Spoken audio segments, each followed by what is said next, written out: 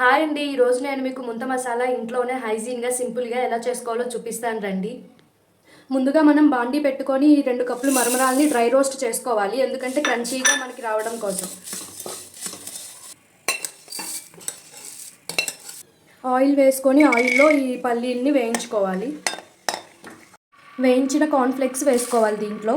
మిగతావన్నీ ముక్కలు కోసుకున్నవి కూడా వేసుకోవాలి దీంట్లో. కారం ఉప్పు మీ టేస్ట్కి తగ్గట్టు వేసుకోవాలి.